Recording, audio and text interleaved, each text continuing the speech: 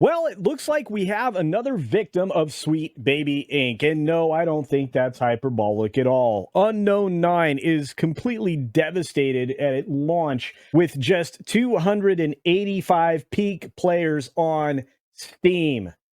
That's absolutely nobody. And while we don't know the results of the other platforms, we know the biggest platform, Steam, just has nobody interested in this.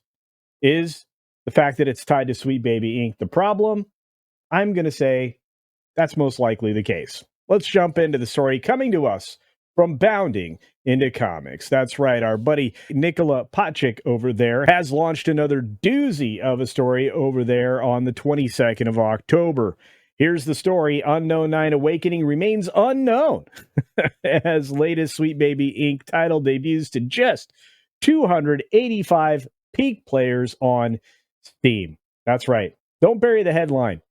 Do it right away. Let everybody know what's going on. In late September, we predicted that Reflector Entertainment developed, Bandai Namco published, and Sweet Baby Inc. influenced Unknown 9 would be a critical and commercial disaster. It certainly lived up to that prediction. And as the game has gone live, not only has said prediction turned out to be 100% on point, but the results have proven even worse than expected. Yeah, with that under 300 players on Steam, oh, terrible. And it's even worse, obviously, if you've read any of the other coverage or seen any of the other stuff we've done over on That Game Place. This game was predicted to be a disaster because Anya Chalatra was basically admitting that she was brought on as a DEI hire. And we are going to have several videos covering that subject matter. Not to mention, you're going to see the live stream on Wednesday. And at the time you're seeing this video, that was probably yesterday. So go back and check That Game Place and take a look at all the live streams. There's a lot of news that gets broken in there and a lot of things that aren't in videos. So you don't want to miss those. Now, per the Steam analytics outlet SteamDB, since its release on October 17th, that's 5 days as the day this article was published, the player count for the female-led game has thus far peaked at just 285 concurrent players. That's nothing. That's nobody. I think that banana game gets more people concurrently than this does. And it achieved that on the evening of the second day that it was sitting on shelves. And I do really mean sitting on shelves, because I'm certain you can go find several copies sitting on shelves over at your favorite game purchasing location. Not to mention the fact if you want it digitally, you can go to Steam and be one of the sub 300 people that might be playing this game. The 24-hour peak at the time, you can see right here, was 166 with a grand total of 48 at the time that this screenshot was taken. How embarrassing.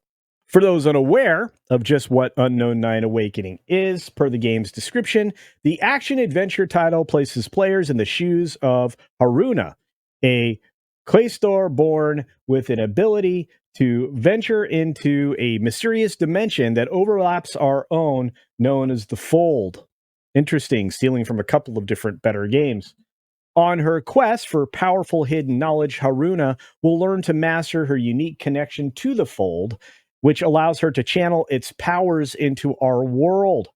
It continues, but such power does not go unnoticed, and Haruna quickly becomes the target of a splinter faction calling themselves the Ascendants, who want to use the Fold to alter the course of human history.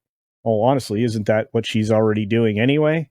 She seems to have a unique ability. She can do special things. She's basically editing the course of human history. I'm sorry. Poor description indeed. Moving on. Admittedly, the game has an interesting premise. I don't know about that. Features an extensive level of world building that heavily utilizes the fact that mind control powers, yikes, exist within its setting, and a few good stealth scenes and moves. Okay. However, these qualities aren't enough to save Unknown 9 Awakening from feeling like a dated, uninspired adventure. As on the other hand, the game's combat is clunky, outdated, and repetitive. Enemy AI is poorly designed, and its graphics feel more at home on the PlayStation 3 than on modern hardware. All of those things sound very, very bad indeed. On the subject of graphics, while the appearance of the game's protagonist was based on the Witcher star Anya Chalatra, that might be a stretch. Anyway, Haruna herself looks androgynous and lacks the elegance of her real life counterpart. Well, you can't argue with that. The uglification of women in gaming has followed the same trend that's happening in Hollywood. And the unique and exotic look of actors and actresses is often overwhelmed by things that basically uglify them and take away that uniqueness. Combine all the numerous player reports of frequent frame rate dips and immersion breaking bugs, and simply put, there isn't enough good to outweigh the bad here. Well, that's not going to get the game sales up there, is it?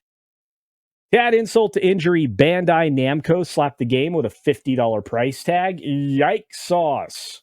If it's a bad game, you ain't getting the 50 bucks, Bandai. And you're starting to go downhill quickly in the estimation of most gamers.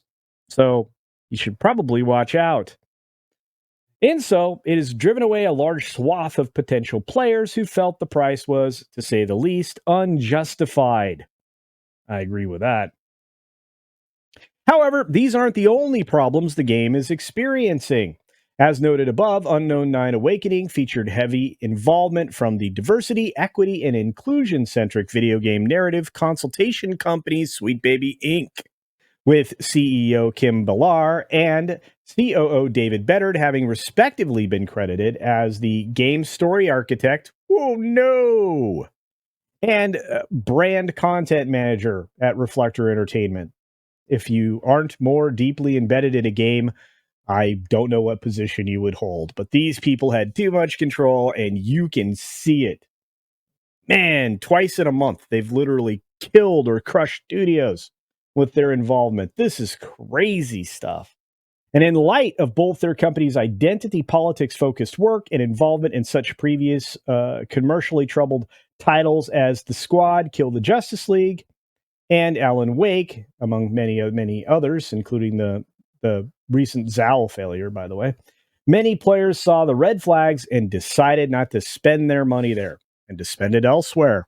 And I have to tell you, they can spend it almost anywhere else and be much more successful and happier in their gameplay. Now, this isn't going to be the last time I'm going to be talking about Sweet Baby Inc. They seem to misunderstand criticism of what they're trying to do for targeted campaign of hate or whatever Kim Ballar recently said in her TED Talk. But what they don't grasp is that every effort they're making is pushing gamers farther and farther away from the material that they help produce.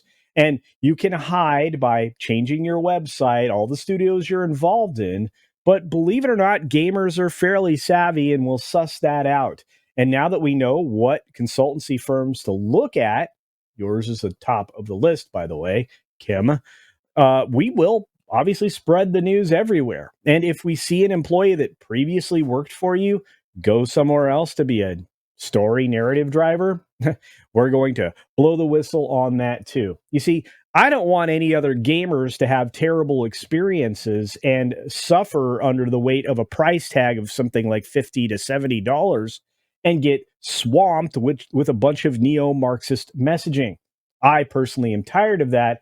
And I know every other gamer out there, for the most part, I mean, not every gamer, but the majority, want nothing to do with that mess either. On that note, I'm done here, but you're not. Audience participation time. Let me know your thoughts down in the comments section below. Are you surprised that Sweet Baby has eliminated another game from the pile of interest? Is it possible that this game will flop completely to the point where it's in the same position as, let's say, Concord or Dustborn? Do you think it's even worse off because it's coming out of a massive studio and distribution style of Bandai Namco? Let me know those thoughts down below. And while you're down there, double check that you've hit the like. You need to hit the like. And that you've also confirmed that you are still subscribed. Believe it or not, 70% of you right now are not. So that means I need you to hit the subscribe button, turn on all the notifications so you don't miss a video or a live stream or anything else I happen to put in the community tab. You don't want to miss that stuff. And check out the other channel, That Gameplace, because let me tell you, these gaming stories come hot and they come fast, and we cover it all over there. As always, be sure to take care of yourself, take care of others, wash your hands because it is good hygiene. And until next time, see ya.